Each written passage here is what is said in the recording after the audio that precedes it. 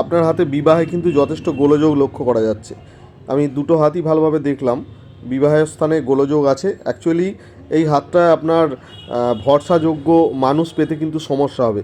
হ্যাঁ, এই হাতে কর্মসংস্থান যোগ আছে ভালো, যেটা স্পষ্টই দেখা যাচ্ছে। এই যে দেখছেন এই জায়গা 25-26-এর পর থেকে কর্মসংস্থান যোগ শুরু হবে। হাতটা এমনিতে ভালো, কিন্তু হৃদয় রেখায় প্রচণ্ড পরিমাণে এই যে শিকলের মতো যে চিহ্নগুলো, এগুলোর দ্বারা স্পষ্টই বোঝা যাচ্ছে যে মানসিকভাবে আপনাকে অনেকবার দুঃখ পেতে হতে পারে। আপনি জিজ্ঞাসা করেছেন বিবাহ ভাগ্য কেমন, আমি বললাম বিবাহ ভাগ্যে প্রচুর সমস্যা আছে। হাতে অর্থভাগ্য ভালো আছে, সন্তান নিয়ে কোনো সমস্যা হওয়ার কথা নয়। হাতটা এমনিতে ভালো, বৃহস্পতি স্থানে চতুষ্কোণ চিহ্ন আছে, অতএব সেই দিক থেকে কোনো সমস্যা নেই, নিজস্ব অর্থ সম্পদ হতে পারে। এই হাতটায় বিদেশ গমন যোগ আছে, বিদেশ গমন যোগ আছে।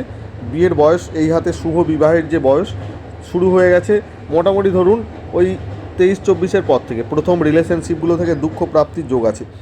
এখানে আপনি কয়েকটা ছবি দিয়েছেন, প্রত্যেকটা ছবিতেই কিন্তু যে রেখা দেখা যাচ্ছে খুব একটা স্পষ্ট নয়, কিন্তু যেটা বোঝা যাচ্ছে সেটা বললাম। আপনি জিজ্ঞাসা করেছেন লাভ না অ্যারেঞ্জ ম্যারেজ, অবশ্যই এই হাত লাভ ম্যারেজের চেষ্টা করবে এবং দুঃখ পাবে। অ্যারেঞ্জ ম্যারেজ হলেই এই হাতটা সবথেকে বেটার হবে। তো কমেন্টের একটা উত্তর এইভাবে দিলাম। সাবস্ক্রাইব ফলো করুন পরবর্তী ভিডিও দেখার জন্য। ধন্যবাদ।